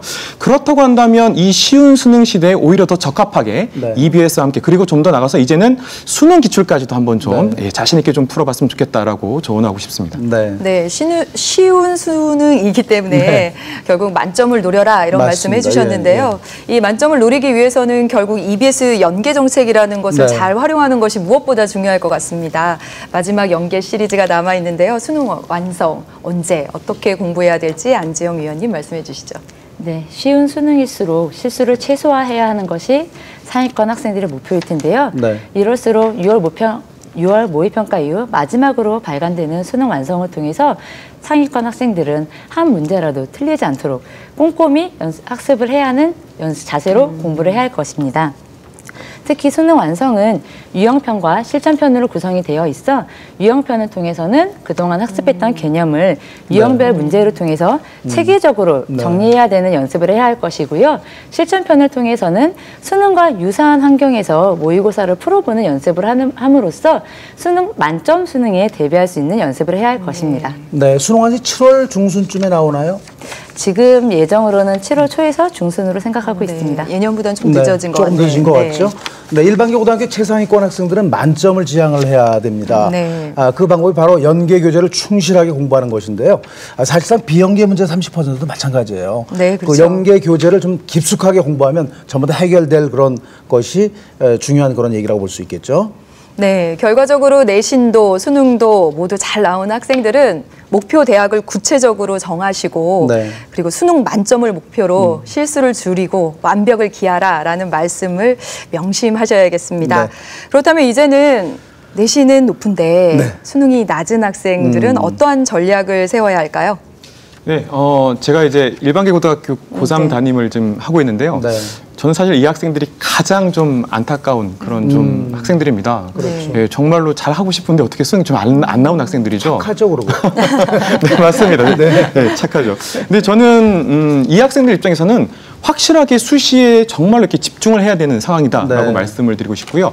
빠른 학교에서는 아마 6월 말쯤 그리고 보통은 아마 7월 정도에 이제 기말고사가 있을 것인데 정말 이 기말고사에 모든 것을 걸어야 된다라고 말씀드리고 싶습니다. 자, 그러면서 이제 학생부 종합전형과 교과전형을 노릴 것인데요.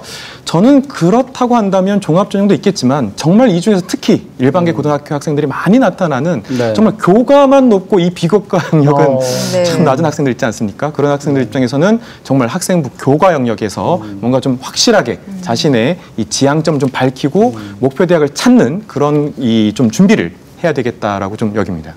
그러니까 이 학생들은 그러니까 내신을 좀 완벽하게 관리하는 것이 바람직하겠다는 생각이고 또 수능 최저학력 기준의 충족이 또 불분명하니까 수능 최저가 없는 학생부 교과전형을 좀 노려야 한다는 말씀이신데 좀 타이트할 거예요. 이렇게 되면은 좀 타이트하다는 생각을 가지고 또 한 가지 유형은 수험생이 교과뿐만 아니라 비교과를 좀 가지고 있는 그런 케이스도 있겠죠. 네, 비교과 관련해서 활동들이 축적되어 있는 학생들에게는 자기소개서 작성이 무엇보다 중요한데요. 저희 학교에서 이 자기소개서를 쓰느라고 수능 준비를 등한시하거나 또는 시간을 많이 허비하는 경우를 봤습니다. 어떻게 준비해야 될까요? 네, 맞습니다. 학교 현장에서 이제 7월이 되면 본격적인 상담을 시작하게 되는데요. 그러면 학생부 종합전형을 준비하는 우리 친구들 그중에서도 최상위권 학생의 경우는요. 사실상 수능 최저 등급이 굉장히 중요합니다. 그런데 이 자기소개서를 쓰기 시작하면서부터 7, 8월부터 수능 학습에 흔들림이 있습니다. 정말 안타깝죠. 그래서 이런 친구들 같은 경우는 어쩌면 자기가 그 학교의 학생이 된 것처럼 그렇게 수능을 또 등한시하게 됩니다. 마치 합격한 것처럼. 이미 합격한 네, 것처럼. 그렇죠. 정말 조심해야. 막 달고 다니고 막 그래요. 네, 정말 조심해야 될 일이고요. 그럴 일을 미연에 방지하기 위해서는요. 우리 친구들이 지금부터 자신의 생기부를 꼼꼼하게 살펴보고 또 이걸 나의 스토리를 어떻게 구상하면 좋을지를 수시로 좀 엮어보는, 구상해보는 연습이 좀 필요합니다. 그리고 쉬는 시간 틈틈이 실제로 자기소개서를 작성해보고 또 선생님들께 피드백도 받고 또 수정해 나가고 하는 것들을 지금 이 순간부터 하셔야 됩니다. 네, 저는 이 자기소개서에 대한 부분에 조금 더 좀 도움을 드리고 싶은데요.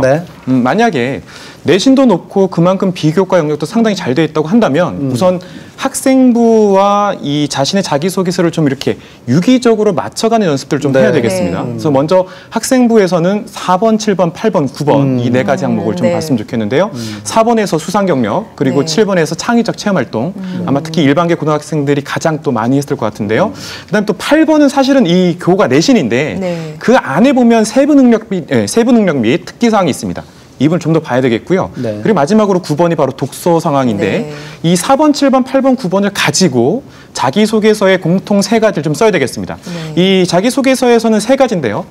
첫 번째로는 자기주도적 학습에 대한 부분입니다. 두 번째로는 이 체험활동에 대한 얘기고요. 세 번째로는 인성인데 이 인성이 나눔, 배려 등 어떻게 사회적 활동과 연관이 되어 있느냐라는 부분입니다. 그렇다고 한다면 저는 여기서도 나름대로 어떤 좀 기준을 만들어 갔으면 좋겠는데요. 우선 구체적이어야 된다. 두 번째로는 일관성이 있어야 된다. 그리고 마지막으로는 전공 적합도에 맞게 좀 써야 된다라는 좀 도움을 드리고 싶습니다. 네, 그래서 저는 항상 그 설명회 할 때 보면은 스펙을 이렇게 설명을 합니다. S가 스페셜리티다. P는 프로페션이다. 그다음에 E는 엘리베이션, C는 컨시스턴시다. 항상 그 자기소개서를 작성할 때 그런 내용들이 가미가 되면 좀 더 그 확실해질 수 있고 스토리가 잘 나올 것 같습니다. 이한정 선생님 생각은 어떠신지? 네, 지금 자기소개서 얘기가 계속 진행되고 있어서요. 조금 더 실제 사례를 들어서 자기소개서 작성 팁을 좀 안내해 보도록 하겠습니다. 첫 번째 이제 공통형식에 보면은 학업에 기울인 노력과 경험을 작성하라라고 하는데 우리 학생들이 보통 이 질문에 어떤 식의 답을 많이 쓰냐면요. 교과 중심으로 많이 이제 작성을 합니다. 가령 뭐 수학 5단 노트를 만들어서 등급을 하나 올렸다. 내지는 0단원을 하루에 매일 몇십 개씩 외워서 뭐 영어 점수를 올렸다. 물론 좋습니다. 이런 점수의 변화도 좋지만 조금 다른 유형도 있을 수 있다. 뭐 캠프 활동을 통한 어떤 학업에 대한 노력, 내지는 뭐 좀 사소할지라도 수행평가를 통해서 어떤 과학 수행평가를 통해서 내가 그 학문에 좀 더 깊이 있는 연구활동을 했다면 그게 훨씬 더 좀 상투적인 표현을 벗어날 수 있는 그런 소재가 되지 않을까. 입학사정관들을 좀 더 매력 있게 다가갈 수 있는 게 아닐까 하는 생각이 들고요. 두 번째 요인 같은 경우에는 교내 활동 중에 의미 있게 했던 활동들을 한번 적어보자 라는 내용인데요. 이것도 이제 아이들이 나열식으로 많이 씁니다. 1학년 때 뭐 교집 편집부 했다, 2학년 때 무슨 영어 동아리 했다 이런 식으로 나열만 하는데 중요한 건 나열이 아닙니다. 수가 중요한 것이 아니라 하나의 활동을 하더라도 거기에서 어떠한 의미가 있었는가. 중요한 거는요. 문장 형태를 쓸 때 이게 굉장히 중요합니다. 우리 학생들 잘 들어보세요. 수동적이어서는 안 됩니다. 누구에 의해서 동아리를 하게 되었다? 담임선생님의 권유로 아니면 친구의 권유가 아니라 내가 항상 글을 쓸 때 내가 주인공이 된다는 생각을 가지시고 능동적으로 자기소개서 쓴다면 훨씬 더 어필할 수 있겠다라는 생각을 가지시고 의미를 부여하면서 왜 그 활동을 하게 되었고 그 활동을 통해서 나에게 어떠한 변화가 있었는지를 꼭 녹여내시는 게 중요할 것 같습니다. 마지막 세 번째인데요. 나눔, 배려, 인성 관련된 부분이죠. 뭐 갈등 관리라든지 우리 학생들 이런 거 많이 쓴답니다. 남학생 같은 경우에는 반대항 축구 시합에서 서로 싸웠어요. 어떻게 화해했는지 결과 중심으로. 여학생 같은 경우에는 반티를 제작하는데 또 싸웠습니다. 어떻게 화해했는지. 중요한 건 뭡니까? 그 내용이 잘못됐다는 것이 아니고요. 결과 중심이라는 거죠. 내가 그 갈등의 화해 과정 속에 어떻게 개입됐는지 그런 것들을 우리 입학사정관들은 보고 싶어 하니까 우리 학생들이 항상 의미를 찾는 것에 자기소개서 작성에 하나 핵심이 있다라고 좀 생각해 주시면 좋을 것 같습니다.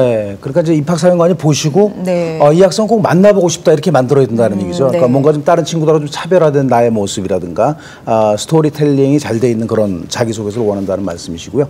학생부 교과 전형은 이제 경쟁률이 비교적 낮고 중부 합격자가 많은 그런 특징이 또 있습니다. 또 여러 가지 종류로 나눌 수가 있습니다.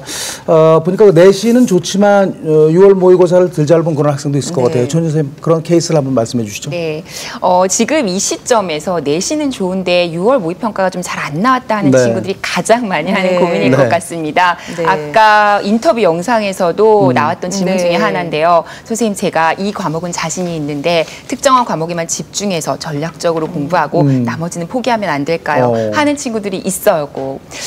물론 가능합니다. 그렇게 해서 특정한 과목에 집중해서 공부를 하고 또 성공한 사례도 있고요.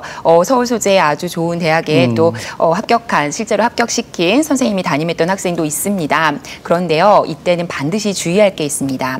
자신이 포기하는 과목이요, 자신이 전공하고 싶은 과목과 전공하고 싶은 그 장래에 그런 학과와 연관된 과목인 경우는 좀 곤란하고요. 대학에 가서 학습의 연계가 좀 떨어질 수 있기 때문이죠.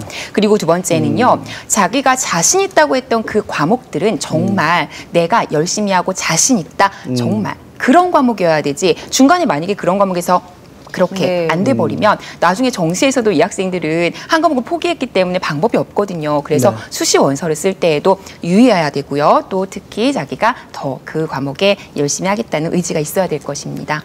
전략적으로 준비한다는 것은 대단히 중요합니다. 그죠?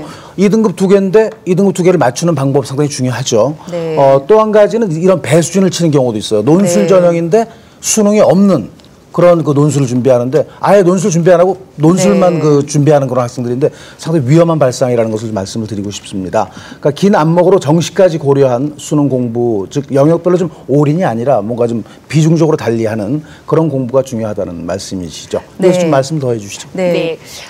앞서 이제 선생님들께서 말씀하신 대로 이렇게 내신 성적은 좋지만 6월 모의평가 성적이 좋지 않은 친구들은요, 수능 최저가 없는 전형을 중심으로 또 집중적으로 준비해 볼 수 있다고 했잖아요. 있잖아요. 이때 2차에서 우리 친구들이 면접으로 주도권을 잡을 수 있는 경우가 상당히 많습니다. 그런데 우리 친구들이 가장 많이 착각하는 게요. 면접 그러면 그냥 가서 당당하게 얘기하면 오면 되지라고 생각하는데 절대 그렇지 않습니다. 면접도 하나의 과목이라고 생각하시고요. 이 기출문제를 토대로 전략적으로 체계적으로 분석하고 준비해야 될 것입니다. 네, 내신이 수능 모의고사 성적에 비해서 상대적으로 잘 나오는 학생들은 수시에 집중하되 내신의 성격, 즉 교과와 비교과의 내용을 살펴서 전략을 짜라는 말씀, 그래서 자기소개서 얘기도 해주셨고요. 면접에 대한 이야기도 해주셨습니다. 무엇보다 저는 이 학생들에게 수능 최저를 절대로 놓지 말아라라는 얘기를 해주고 싶네요. 이제 내신은 상대적으로 떨어지는데 수능은 잘 나오는 학생들 어떤 전략을 짜야 될까요, 여한정 선생님? 좀 얄미운 스타일이죠, 이 학생들은. 그죠? 아까 이제 질문에서도 한 학생이 질문했던 것 같은데 이런 학생들이 가장 쉽게 판단하는 것이 정시 올인 내지는 수시 포기 뭐 이런 식으로 극단적인 선택을 한다는 거죠. 자, 이런 경우를 우리 학생들이 좀 주의할 필요가 있는데요. 6월 모의평가 점수가 수능까지 연결되는 케이스가 20% 미만입니다. 그렇기 때문에 이게 완전하지 않다. 아직까지 수능 강자가 다 들어온 것이 아닙니다. 또 9월 모의평가 또 수능까지 계속적으로 자기보다는 좀 더 수능에 최적화된 그러한 수험생들이 많이 들어온다는 생각을 가지고 수시에서도 6회 지원을 적극적으로 활용을 할 필요가 있겠습니다. 특히 논술보다는 학생부 종합전형에서 뽑는 인원들이 많기 때문에 일단은 학생부 종합전형도 최저가 있는 전형을 한번 생각해 볼 필요가 있겠고요. 또 논술 같은 경우는 수시 지원을 할 때 최저가 있는 학교와 없는 학교가 있습니다. 그런 것들을 좀 고민하셔서 자기가 정시에 장점이 있다면 최저를 맞출 수 있다면 그런 전형을 이용하는 게 그런 전형에 좀 지원하는 것이 훨씬 더 합격률을 높일 수 있다라고 보시면 되겠습니다. 네, 내신은 좀 덜 잘 나오고 수능이 잘 나오는 그런 케이스인데요. 그러니까 정시까지 좀 긴 안목으로 바라는 그런 말씀이시고 또 수능 최저가 높은 논술을 준비해 주시는 게 바람직하다. 논술도 그렇습니다, 그죠? 꼭 그냥 모두 자연계는 수학 플러스 과학 논술로 생각하는데 그건 아니라는 거죠. 수학만 단독형으로 보는 대학도 있다는 것도 염두에 두셔야 되겠습니다. 네, 그렇다면 뭐 논술과 수능 최저 학력 기준을 통해서 이 학생들의 경우는 상위권 대학도 노려볼 만한 거잖아요. 일반계 고등학교에서 이 논술을 준비한다는 게 쉽지 않은데요. 네, 어렵습니다. 논술 전형이 내신이 상대적으로 낮은 학생들이 서울 중상위권을 갈 수 있는 유일한 대안이고 희망입니다. 그렇기 때문에 아이들이 충분히 대비만 한다면 논술도 뚫을 수가 있는데요. 아까 말씀드렸던 것처럼 최저가 있는 논술 전형 같은 경우는요, 실질 경쟁률은 상당히 떨어진다. 즉 최저를 통과하지 못하는 학생들이 상당히 있다라는 거죠. 그런 점들을 좀 염두에 둘 필요가 있고요. 또 인문계열 논술과 자연계열 논술의 준비 방식이 조금 차이가 있습니다. 인문 논술 같은 경우에는 제시문의 어떠한 파악 능력 같은 것들이라든지 사고력이 있는 글쓰기가 돼야 되기 때문에 지금부터 꾸준한 준비가 필요합니다. 가령 주말과 주중에 2회 정도의 논술 준비를 꾸준히 하라, 이런 얘기를 드리고 싶고요. 학교에 논술 준비가 안 된다면 우리 EBS에서도 논술 준비를 할 수 있는 여러 커리큘럼이 마련되어 있으니까요. 우리 학생들이 EBS를 좀 활용하면 좋을 것 같고요. 자연계 논술 같은 경우는 더 좀 접근하기가 쉽습니다. 왜냐하면 답이 있는 논술이다, 이런 얘기를 좀 아이들에게 해드리고 싶어요. 문제를 풀면 맞추는 것이고요. 문제를 틀리면 떨어진다라고 생각한다면 수학 문제의 어떤 서술형 주관식이다, 이런 접근으로 지금 수능 공부를 열심히 하다 보면 결국 자연계 논술도 대비될 것이다, 이렇게 접근하시면 좋겠습니다. 또 하나, 수학만 보는 대학이 있고요. 수학과 과학을 함께 보는 대학이 있기 때문에 자기가 어떤 영역에 강점이 있는지를 파악하여서 지원하는 것도 또 하나의 전략이 되겠습니다. 네, 논술 모의고사의 그 모의고사도 있는데 그 모의고사는 그 대학교 홈페이지에 가면 또 있을 수 있고요. 또 아직까지 시행 안 한 학교도 있습니다. 모의고사는 그 논술의 경향과 난이도를 조절하는 그런 기능이 있기 때문에 대단히 중요합니다. EBS에서도 논술을 준비할 수 있는 서비스가 있죠? 네, EBS에서는 수능과 내신을 대비할 수 있는 강좌뿐만이 아니라 방금 말씀하신 것처럼 논술을 대비할 수 있는 강좌들도 제공을 하고 있습니다. 사이트를 보면서 간단하게 말씀드리도록 하겠습니다. 이제 논술을 대비할 수 있는 강좌는 총 3단계로 구성이 되어 있고요. 우선 논술을 시작하는 입문자를 위한 기초 단계 강좌가 준비되어 있고, 그 다음으로 인문 논술, 수리 논술, 과학 논술 과목별로 학생들이 기본기를 다질 수 있는 개념 실력 완성 단계의 강좌들이 준비되어 있습니다. 그리고 마지막으로 대학별 기출 문제를 통해서 실전처럼 연습할 수 있는 파이널 단계의 강좌들도 준비되어 있습니다. 네.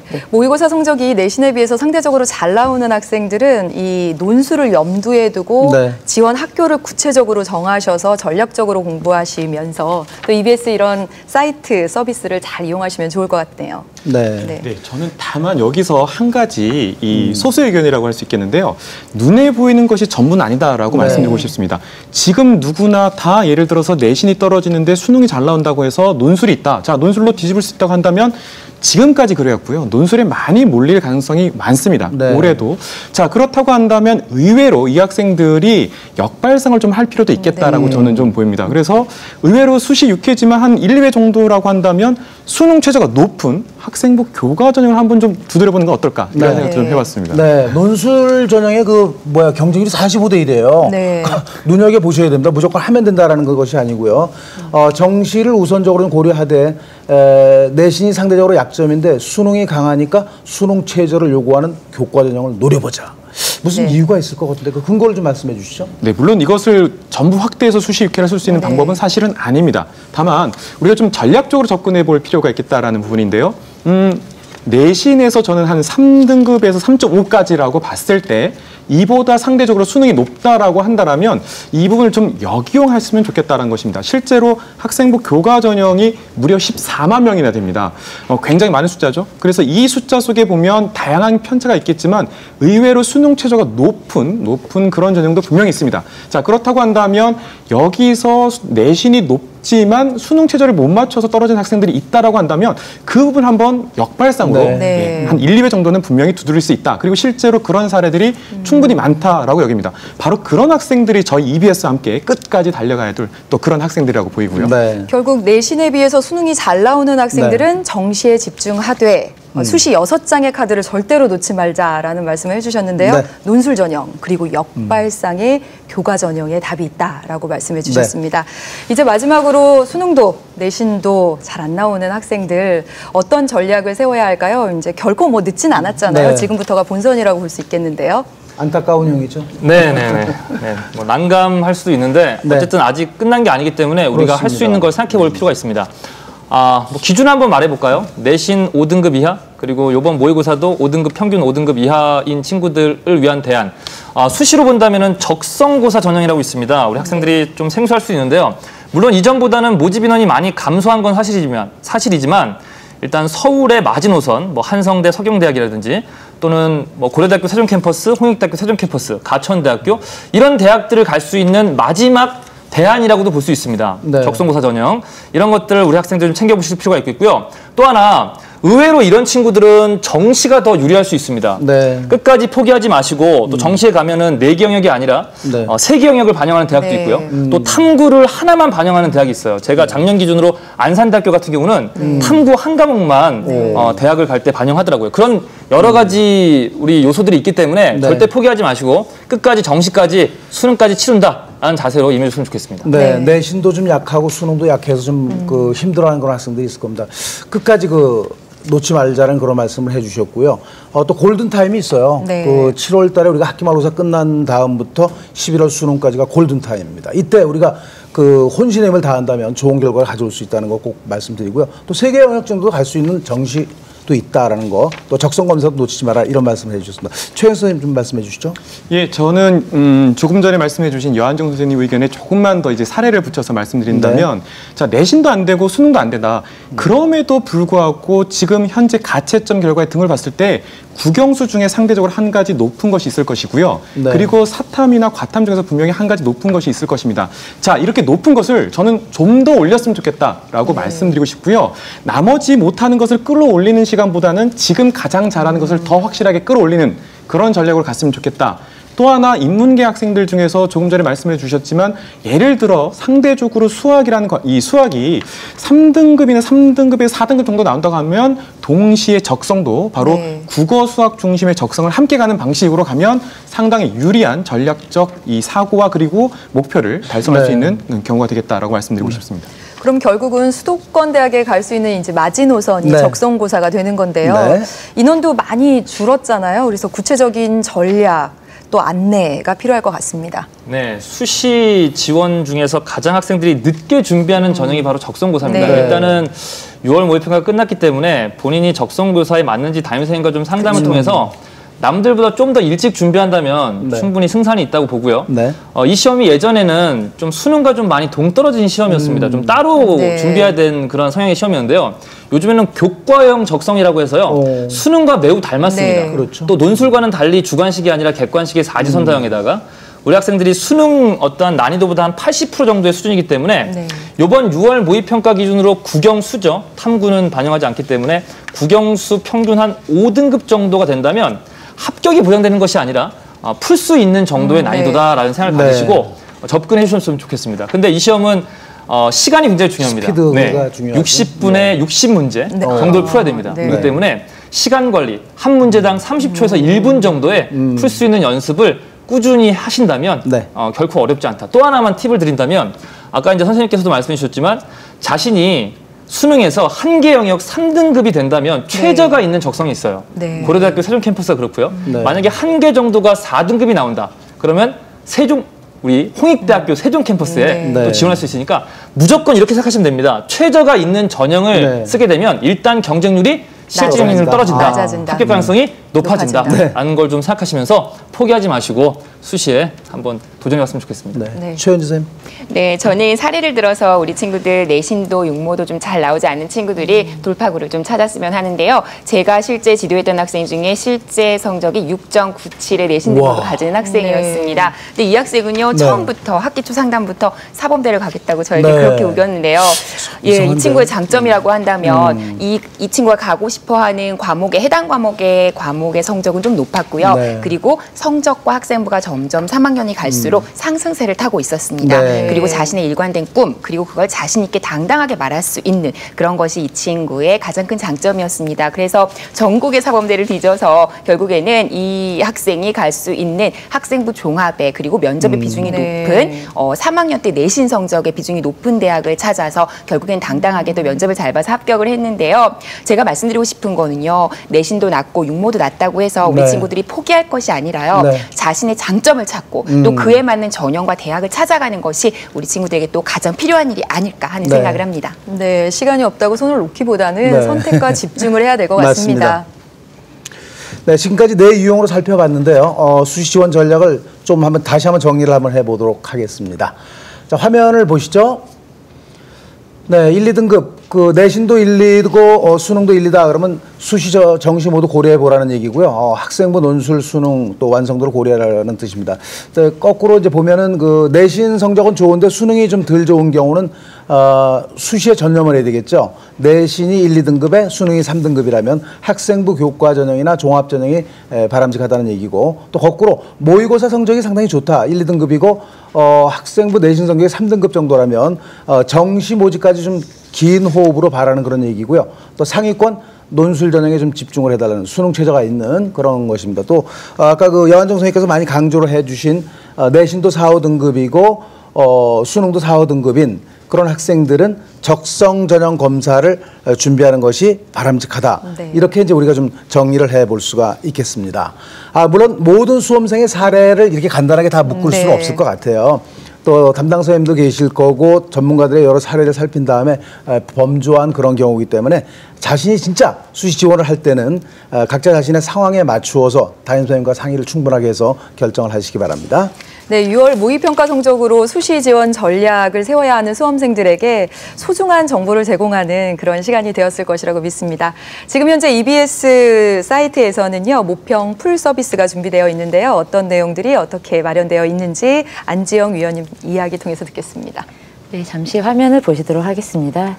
저희 EBS 사이트에 들어오시면요, 현재 6월 모의평가와 관련된 풀 서비스를 제공을 하고 있습니다. 네, 이제 우선 가장 궁금해할 학생들이 가장 궁금해할 정보인 오늘 이 문제가 왜 틀렸는지 또는 이 답이 왜 나왔는지 그 풀이 과정이 가장 궁금하실 텐데요. 오늘 밤 11시 이후부터 국영수를 시작으로 학생들이 가장 궁금해하는 해설제가 업데이트될 예정이고요.